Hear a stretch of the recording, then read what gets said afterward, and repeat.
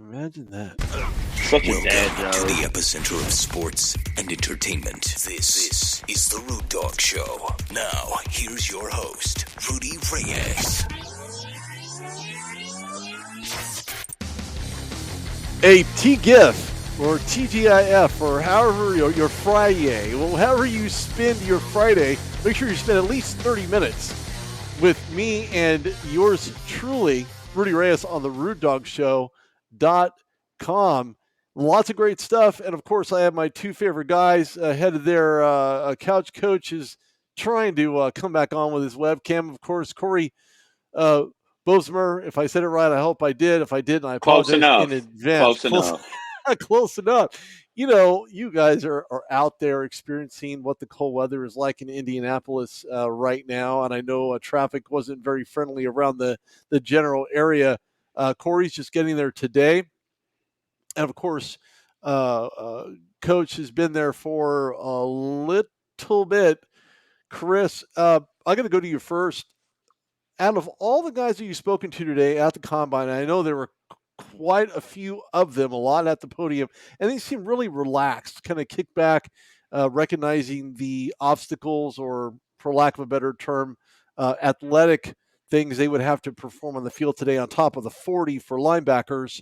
Who was your favorite?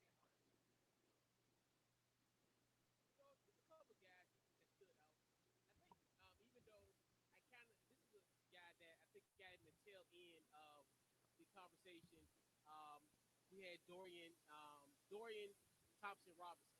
I just love like how answer those questions. A lot of people, one of the questions I wanted to ask him was the Chip Kelly angle, but somebody already beat me to it.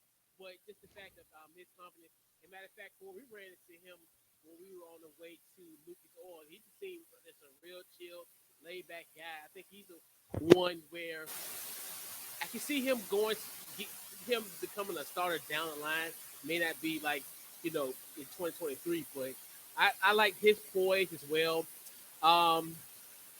Even a guy.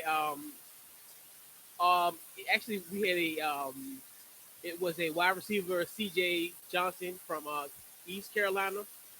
Yep. Great. He was, gave us a great sound bite today.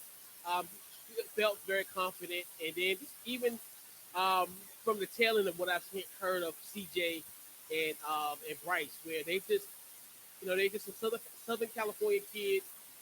They just here, they just want to ball, and I think that's what that kind of the view thing about it.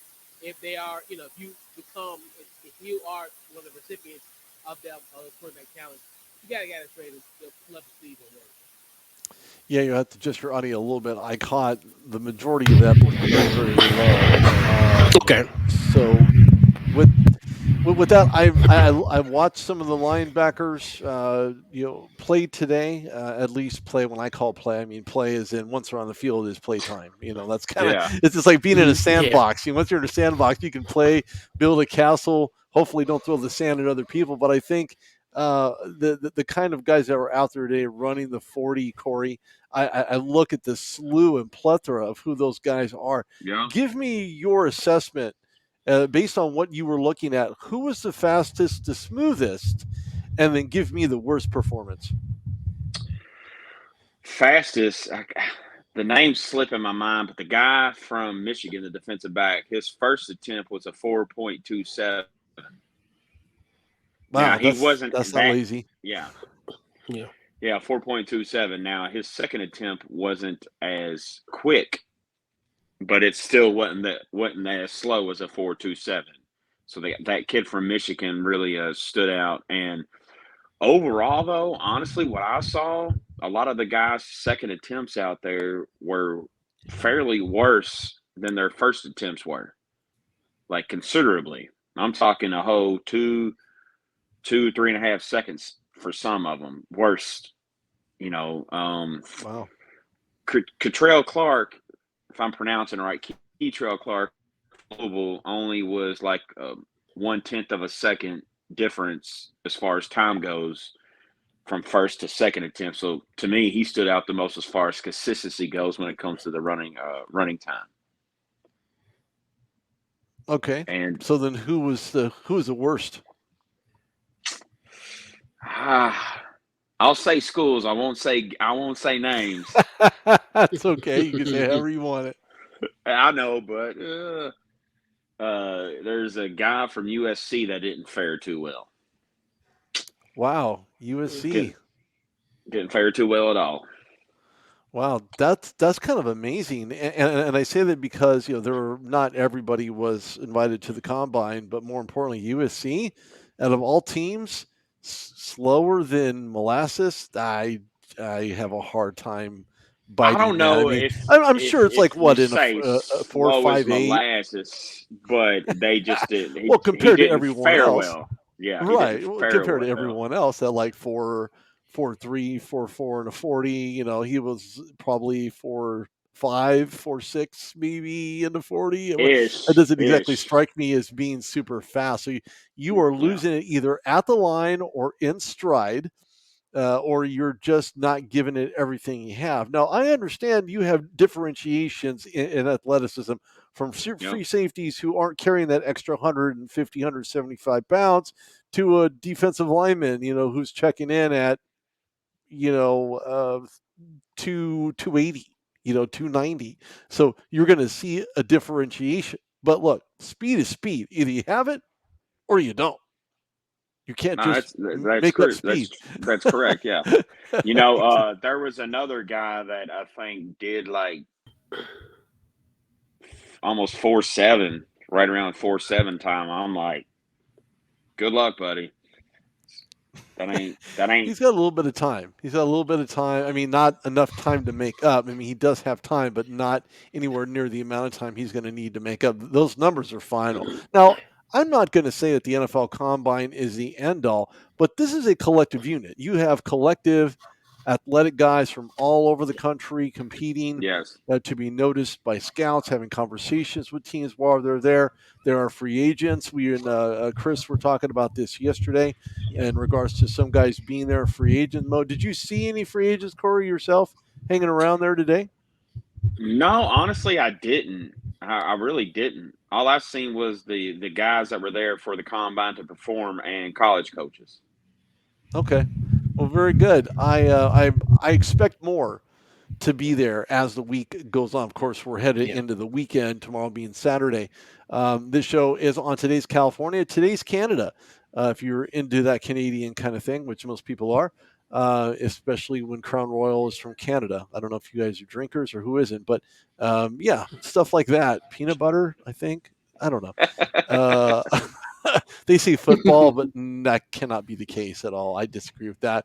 And of course, live on Twitter, Facebook, and YouTube, of course, on Insider's Guide. Of course, I can't not mention two of my fantastic partners.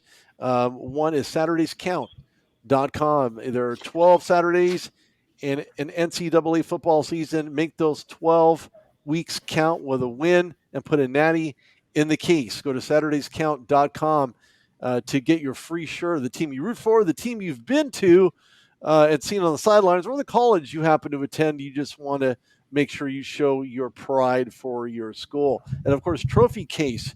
Look, Trophy Case is a way to go. If you want to be a part of being the class that is being looked at right now, you got to go to trophycase.app. Download the app, build your profile, be specific, put some whatever roles, if you have huddle film, whatever it might be, stick it in trophycase.app. Build your profile, be seen, be in it to win it. Trophycase.app. When I looked at the combine as a whole heading into it, of course, I thought to myself that maybe there would be some maybe tricks to the trade, if you will, from guys that have been there, done that. Who was hanging around there? Anybody either one of you gentlemen have recognized or seen either on TV or on the sidelines from their respective schools or NFL team? Well, we was on the way to the combine. I've recognized Carson Palmer's brother Jordan Palmer, quarterback guru, and Josh McCown. They were right there, and I think Chris called him what's Drago, the guy Oh, from Evan Drago, Rocky. yeah, yeah. Josh McCown, yeah. Shout out to Josh McCown. I didn't know McCown would ever get a mention on this show, but I guess that it's just the way the cookie crumbles, if you You will. said people you realize those were the first two. As soon as they was right there, I was like, that's so and so. That's so and so. You can almost tell the genetic traits. It's almost as if you didn't see Peyton, and it wasn't Peyton. You didn't see Eli. Definitely wasn't Eli. It was the brother. But you know a Manning when you see one. Yeah. Just Nah, saying. I mean, definitely. Yeah. So relation goes a long way. Look like ability also goes a long way. I've run into situations before at multiple places, especially during Super Bowl media week, running into people like Cam Hayward. It wasn't Connor, I know that his brother's obviously a lot thinner and plays on the offensive portion for the Steelers. But once you see Cam is the legit deal. He is who he is. So I have to show my Steeler love. Cam Hayward was just an awesome guy. I love talking to him. It was a fabulous time getting to know him. And his family basically is the very same way. So I got to give shout outs to the Hayward family. And of course, didn't make the Walter Payton Man of the Year, unfortunately. But like I said, there's always next year. As a part of this upcoming draft class, and I know that you've seen Joey Porter Jr. run. His dad was there in full force watching him, former DB coach for the Steelers. What do you guys think of him? Does he get picked by Pittsburgh on the 17th pick, or who do you like the most, and where do you think they're going to? I'll start with you, Coach. So My thing. go Oh, ahead. you think you want me to go first? All right. Go ahead. Will he be there at 17? That's going to be the biggest question. Because I don't want to inject my bias, but there's a team that selects 16th, and if he falls into our lap, Pittsburgh has zero chance of getting him. Because I think if he even falls to that lap, that's a sky falling down, sky falling out, sky falling out kind of moment where. But I don't think he's gonna last at 17. I think he's gonna probably get in that top 10, probably top 10, 12 pick, right around that range. If Okay. that. All right. Well, that's fair. I like Porter Jr. going up to 17. But to be quite honest with you, I think that if the Steelers, if they don't move up to nab him, they're probably doing themselves a pretty large disservice because he is an absolute gem. He's a steal. The guy was quick. Cory, I'll go to you. You've seen him on the field. He was fast. He was quick. He was agile. Give me your takeaways from Joey Porter and Jr. And does he get picked by Pittsburgh, or do you see him going somewhere else? I compare this to what you want to hear or what you need to hear. I want to hear the truth. That's what I want to My hear. opinion. My opinion. Well, in my opinion, I thought he looked a little sluggish. To be honest with you, I know his talent's there, but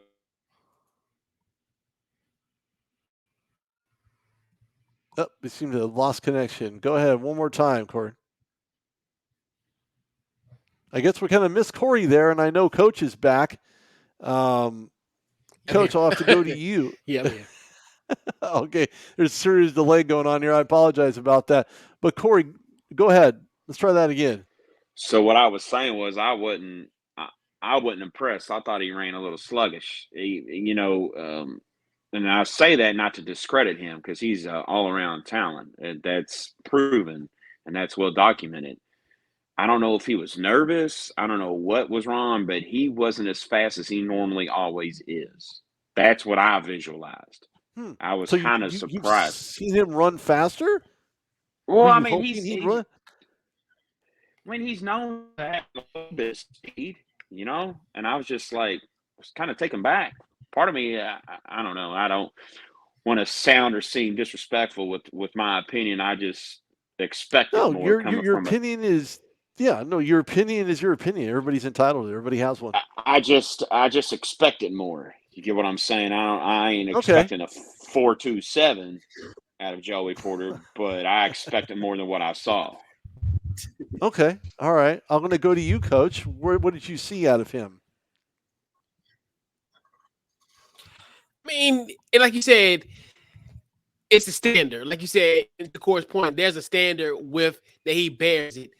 And that's one of the things where it's almost like, in theory, he flunked the test today. Does that make a scholar? No.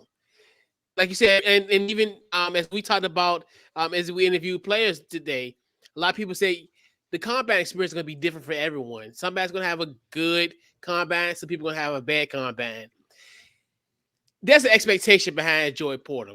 I mean, of what Joey Porter Jr. Unfair expectation. Yeah, right. And that's the thing. You're right. But that's what happens when you overachieve. Every small semblance, especially like this, is become something that would be microscopic on the surface. It's blew up in his face. It's like a science experiment gone wrong. Like, you know, when you do the little volcano, it just blows. So today, yeah, it's don't look from an optic standpoint, don't look good in his favor. But it's March 3rd. We'll probably forget about this next week or 2 weeks. His pro day's coming up. He'll have the ability to redeem himself. But today just wasn't his day. I'll put it that way. You're going to have athletes. Yeah, no, you know what? That's going to happen. You're going to have players who have shown themselves all season long during the regular NCAA season. Then, for some reason, they just drop off. I mean, we're not going to go into the entire detail of Jalen Carter and his situation and what that's going to look like and whether his draft stock drops off or what have you. I'm waiting for the facts to come in before I have that conversation, and I think everybody should as well. And I say that because this could affect his stock. And as a matter of fact, it could very well affect his stock heading into the potential number one pick in the NFL draft. So I'm certainly going to keep my eyes out on that. Of course, I'll have more information as that becomes available.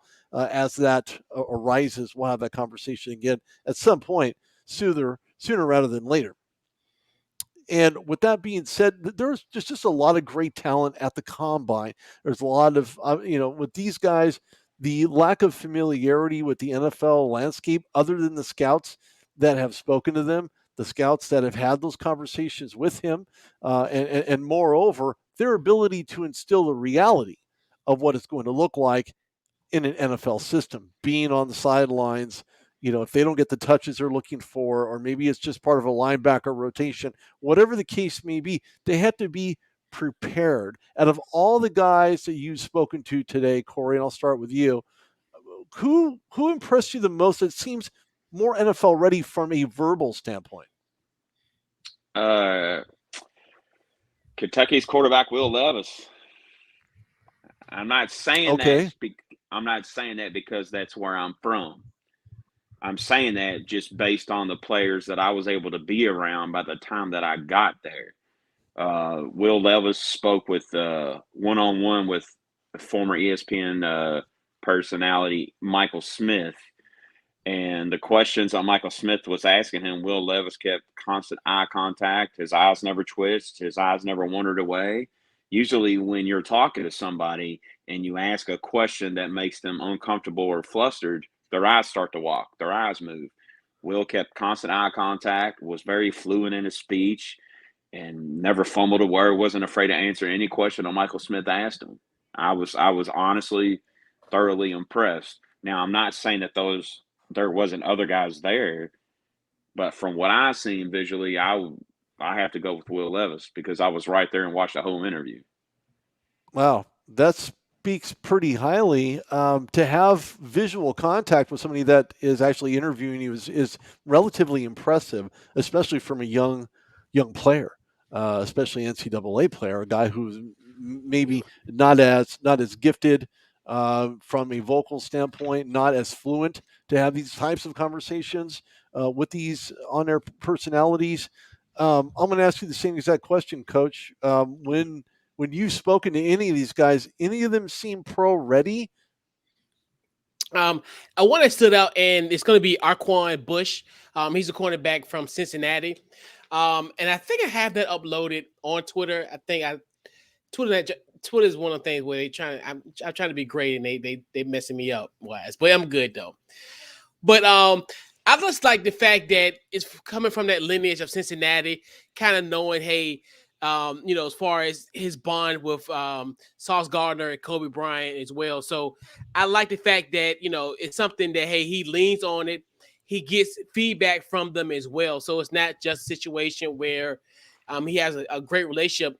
And he even said, hey, them playing on the outside and me, playing, so it's one of those things where it helps him down the line as well too. So I definitely think he's going to be someone I think is ready because you had guys that have been successful behind him to get him primed and ready for this opportunity. And like you could just tell where the moment wasn't too much for him.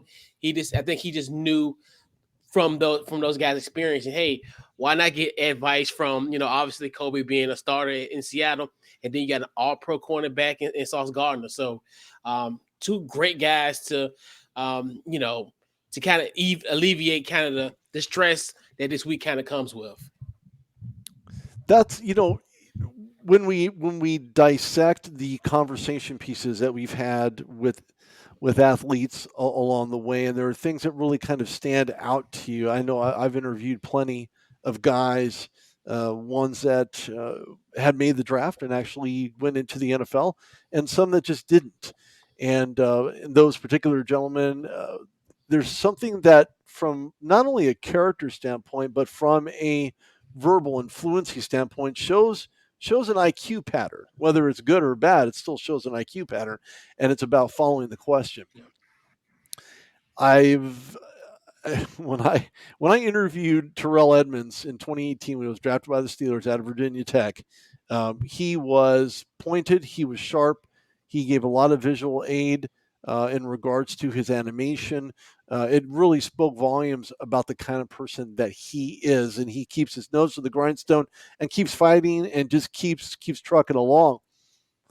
What players have you guys interviewed that may have done everything to the best of their ability to get to the next level that ultimately just fell flat and didn't make it? I'll go to you first, Cory.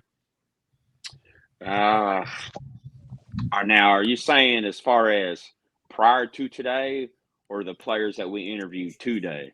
Any of the players you've ever interviewed, including today, collectively.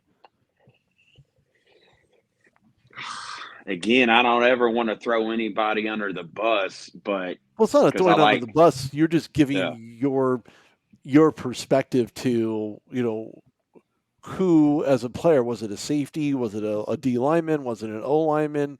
You can use that position to make that statement. Well, I don't know if this kind of falls along those lines, but it's similar. I'll use a guy from Louisville. Guy goes undrafted. Shoulda went drafted. Was an amazing, talented. Was a fairly noted offensive lineman by the name of Cole Bentley out of the ACC conference for Louisville for several years. Goes undrafted, gets picked up by Arizona as a free agent, and then quickly gets let go. Now, I don't know the technicalities, but I personally was kind of disappointed just in the simple fact of I know what the guy's capable of. And I don't know what line that falls along the lines of him not himself not realizing what he's capable of, or is the organization seeing something that I couldn't see? It could be a combination of both. It does happen where, scouts don't get the full understanding of who these guys are, and in turn not able to report as accurately as they would have liked to the team that's hired them to go do their job. Perhaps they're ill-informed. Perhaps the player himself talked him out of the interview, talked him out of conversations, and it does happen. Sometimes we get in our own way, and we can't really get out of our own way in order to see clearly. Coach, I'm probably going to ask you the same question only because there are guys that you've spoken to that may have fallen off the face of the planet or may have been drafted and then all of a sudden just get cut in a surprising move. Anyone come to mind or any position? There is one, but I still think that this person has time. So I want to kind of preface before I name drop. I think they have an opportunity to potentially make something of themselves in the NFL. I interviewed last year in Indianapolis. Actually plays for the Commanders. Chris Paul. He's an offensive lineman. He was a healthy scratch pretty much for the majority of the year, considering the fact Washington had so many offensive line issues where he couldn't shake the lineup. So that's one of those where I was really shocked that he, didn't really essentially crack, especially with the woes of the offensive line. But I still think there is time for him. I mean, it is 1 year in. So just as far as still gonna give him time to develop, and hopefully I can eat my words, and a year from now I can be like, you know what, Couch goes call me out, and I had to ball out. So shout out to Chris Paul. Hopefully so. Injuries are a bug. I mean, they literally are a bug. They come around when they least expect them to even happen. We've seen it in Major League Baseball. We've seen it in every sport, basically, except for maybe golf. And if you hit yourself with a club, maybe you shouldn't play golf. But there's just you ain't wrong. A hole in one is your head in the sand. I don't know if you're an ostrich or not, but great stuff, guys. I appreciate the insight. Day 3 is going to be fabulous. Everybody stay tuned to these guys. Go follow them. And I know that Cory's is at Football of Kentucky DBA. So go shoot Cory a follow, get some more insight in regards to the 2023 NFL Combine. And of course, Coach has his own set of rules, but he follows accordingly. Hey. So go follow Coach at Couch Coach Live on Twitter. Throw him a follow. He also a very unique perspective on the Combine. I'm sure he'll be able to give you even more information in addition to that. This is Rudy Reyes on the Rude Dog Show. You should already know where I'm at. This will be on TheRudeDogShow.com. Go to TheRudeDogShow.com for 2023 Combine info. For some reason, I'm slacking. It's because I'm a one-man band, but I don't play the snare. So I do everything else but the snare. Because you have to stab the snare every once in a while. Yeah. Unless they're going to snare down at me. Anyway, this is Rudy Reyes on Let me Show. say Cory. one thing. The one injuries that players go through that people don't talk about are the mental injuries. Yeah. Yes. You're absolutely right. That's something that I could probably speak on for an hour straight at least. Like, people don't ever think for 1 second the mental injuries that people endure in the process of going through college, and then in the process of going to the Combine. And then once they maybe underperform to themselves, it only makes their mental injury worse when it comes to the public's eye. I could seriously talk about that all day long. Sure. No, and you have a very valid point, and I'll touch on that since you opened up that can of sardines. Of course, I love sardines, but I'll keep mine brief as well. The mental issues that people have heading from their respective collegiate courses, and out of their college into the NFL, knowing they're injured, knowing they may not be looked at, affects them. And not only from a mental standpoint, but from an emotional perspective as well. Because here they are being at the highs of highs. We won a national championship. We won the ACC, didn't go on to a bowl game. That's an emotional challenge as well that they're facing. So there's a lot of obstacles along the way that these players are going to have to figure out sooner rather than later. And I know that mental anguish is heavily weighing on their mind, especially when you're talking about what is it going to look like at the next level? Am I going to be able to perform the way that I did in college at the pro level? And will I have a relapse, especially when you talk about injuries and the recovery from the injury? Do you trust the knee? Do you trust the ankle? Do you trust the shoulder if you're a quarterback to throw the ball? There's a lot of trust that you have to actually give yourself in order to plant that leg down, in order to throw a full range, spiral 30, 40 yards.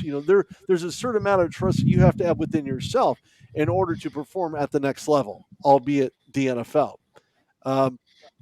So that's actually a really good point. Cory has a lot of great insight on that, as well as Coach has his own perspective on that as well. What are your thoughts about that, Coach, before we go? And that's what people fail to realize as as people looking at athletes, they're human. They go through the same emotions that we do. I mean, Yep. just any process. This is a huge process. Like, can you imagine? You're sitting here.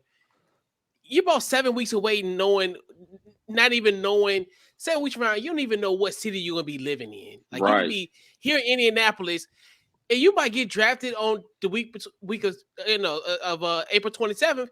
You could be drafted to LA. You could be drafted across the country. So you look at that, and then, like you said, then and then now from just the aspect of now, you think about it, and some of these guys are gonna be their breadwinners of their families at 21, 22 years old.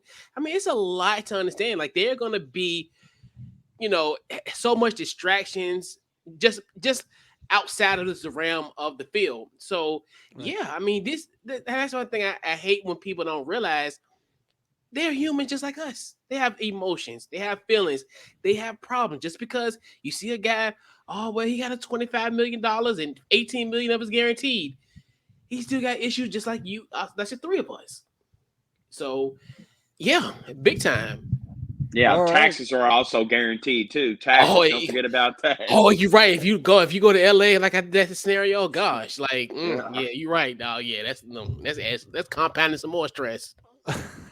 compound fractures galore.